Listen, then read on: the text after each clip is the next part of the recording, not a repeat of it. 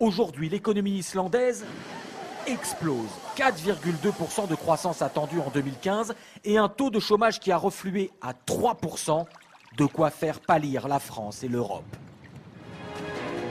L'un des témoins privilégiés de cette renaissance s'appelle Bogi Augustsson. C'est le présentateur star de la télévision islandaise depuis 35 ans. Au programme du journal ce soir, de bonnes nouvelles économiques et un reportage sur les pingouins. Contraste saisissant avec le même journal il y a 7 ans, en ce jour où le pays s'est effondré. Nous interrompons les programmes pour ce flash spécial. Les banques font faillite, le gouvernement implose. Ce jour-là, le 8 octobre 2008, le Premier ministre a déclaré que le pays était en très mauvaise posture et a fini en disant quelque chose qu'on ne dit jamais ici, que Dieu protège l'Islande. À cet instant, les gens se sont dit « Ah oui, là, c'est vraiment grave ». Comment expliquer une résurrection si rapide? D'abord un état d'esprit. À contre-cœur, les Islandais ont payé la note. La famille Arnarsson s'était laissée berner par les banques et leurs prêts trop faciles. Ils n'ont pas pris de vacances depuis des années et ont accepté ce qui, dans d'autres pays, aurait peut-être été inacceptable. On a signé un prêt pour 240 000 euros. Et en fait, maintenant, on doit rembourser 540 000 euros. Alors depuis, on paye et on paye encore. Mais les banques ne l'ont pas emporté au paradis. Elles ont été nationalisées et certaines dettes vis-à-vis de banques étrangères, britanniques ou hollandaises, ont été annulées par référendum. Le contentieux est toujours en cours. Et il y a eu une autre mesure décisive.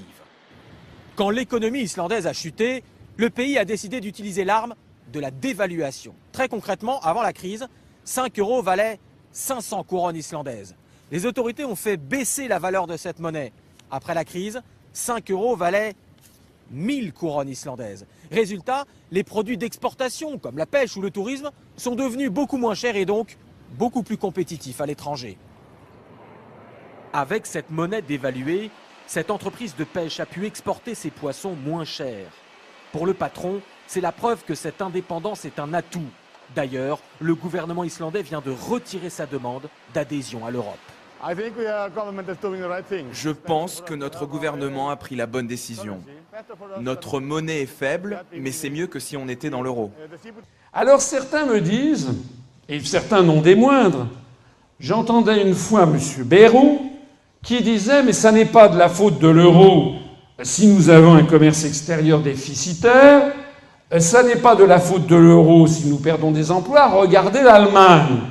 L'Allemagne, elle a l'euro, elle a un commerce extérieur excédentaire, donc c'est la preuve que l'euro n'y est pour rien, et c'est de notre faute à nous les Français. » Vous dites qu'il faut fabriquer à moindre coût. Non, ça n'est pas dans le moindre coût que nous obtiendrons la reconquête des marchés français. Est-il vrai que nous fabriquons à des coûts plus élevés que les Allemands, non. Par exemple? Non, non ou pas? Non.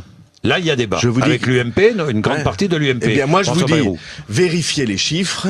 Les salaires allemands sont aujourd'hui encore peut-être 1%, c'est très très peu. Disons, ils sont du même niveau que les salaires français.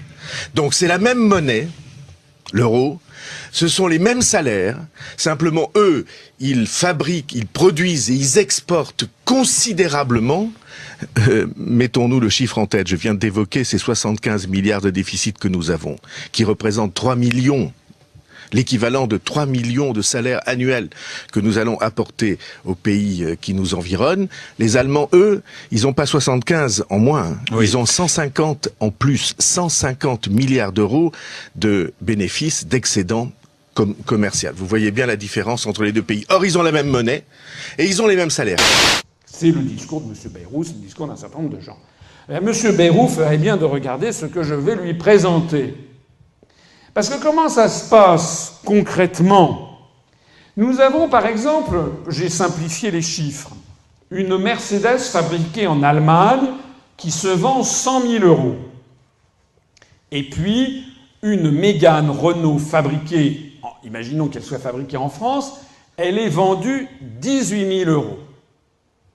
Et puis nous avons une voiture coréenne, une Hyundai, qui est la compétiteur de la Mégane, qui est fabriquée en Corée du Sud et qui est vendue 20 000 $. Alors, lorsque 1 euro égale 1 $, comme c'était le cas au moment où notre commerce extérieur était équilibré. Eh bien, sur les marchés d'échange internationaux, sur les marchés internationaux à la grande exportation, la Mercedes qui valait 100 000 euros vaut 100 000 $. Je ne parle pas des coûts de transport, etc. Je simplifie le schéma. La Renault Mégane, elle vaut 18 000 $. Et puis la Hyundai, je ne sais pas comment elle s'appelle, elle vaut 20 000 $. Bien. Alors, qui sont les acheteurs? Dans le premier cas, ici, c'est par exemple un Golden Boy de New York, ou bien un milliardaire saoudien, ou bien un tycoon de Hong Kong ou de Chine, ou une star d'Hollywood. Ils vont s'acheter la Mercedes 100 000 $. Et puis ici, vous avez un couple britannique, ou danois, ou canadien, qu'il soit dans la zone euro, peu importe. C'est un couple, ils ont 2 enfants, ils hésitent pour leur acheter une voiture familiale, ils regardent leur compte, et entre la voiture française qui vaut 18 000 $, la voiture sud-coréenne qui est à peu près identique, eh bien, ils achètent la voiture française parce qu'elle est moins chère que la voiture coréenne. Vous me suivez? Je pense que l'exemple est clair. Alors maintenant, ça c'était pour 1 euro égale 1 $. Maintenant, nous prenons le même exemple, mais cette fois-ci, l'euro ne vaut plus 1 $, l'euro vaut 1,40 $. Si l'euro vaut 1,40 $, sur la grande exportation, la Mercedes ne vaut plus 100 000 $, elle vaut 140 000 $, puisqu'à l'origine, elle vaut 100 000 €, on multiplie par 1,4. La Renault, qui valait 18 000 €, vaut désormais 25 200 $. Et puis la Hyundai, qui valait 20 000 $, vaut toujours 20 000 $.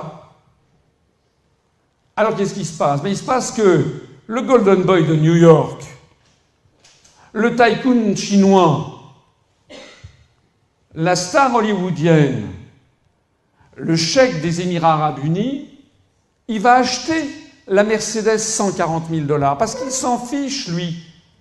Il a plein d'argent, ce qu'il veut, c'est acheter un statut social. Et donc, la Mercedes, elle valait 100 000 $, elle vaut 140 000 $, tant mieux, je vais l'acheter encore plus. Résultat des courses, Daimler-Benz gagne 40% de plus. Mais maintenant, le couple qui a des problèmes financiers, eh bien lui, il ne va plus acheter la Renault, il va acheter la Hyundai. Parce que la Renault, maintenant, elle vaut beaucoup plus cher que la Hyundai. Et lui, ce qu'il cherche, c'est d'avoir une voiture 4 places, 4 portes, avec le minimum avec un certain nombre d'équipements, et il se fiche éperdument d'acheter une Renault, il cherche simplement le meilleur rapport qualité-prix. Et donc Renault va perdre des parts de marché. Donc vous avez sur cet exemple que j'espère clair, exactement la situation de la France et de l'Allemagne. Ça veut dire quoi? Ça veut dire que nous n'avons pas la même compétitivité. Nous n'avons pas les mêmes produits. Nous n'avons pas la même industrie.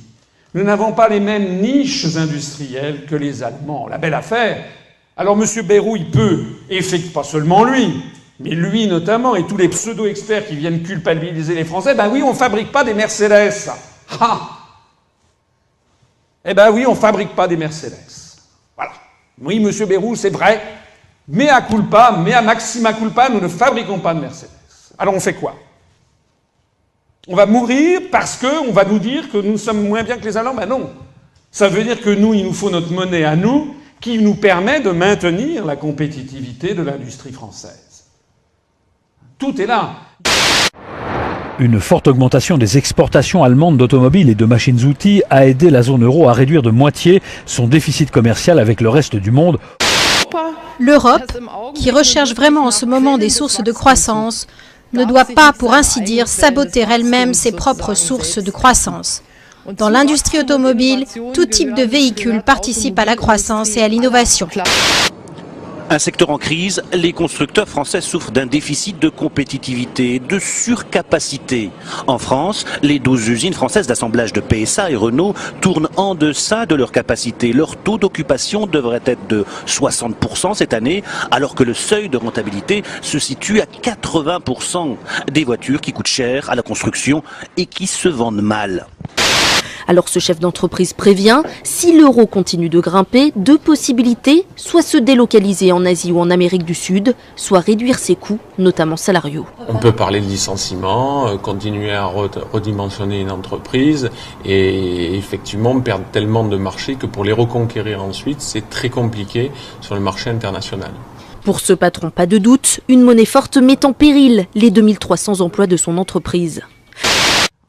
Donc on touche du doigt ici ce problème fondamental, une monnaie, c'est un peuple, c'est aussi une économie, c'est que le taux de change extérieur de la monnaie actuellement favorise l'industrie allemande, alors qu'en réalité, elle détruit l'industrie française ou l'industrie italienne. Et on le sait, plus l'euro est fort, plus l'industrie allemande engrange des bénéfices, jusqu'au niveau à peu près de 1 euro pour $1,50, $1,60, plus les industries françaises ou italiennes s'autodétruisent au-dessus de 1 euro pour $1.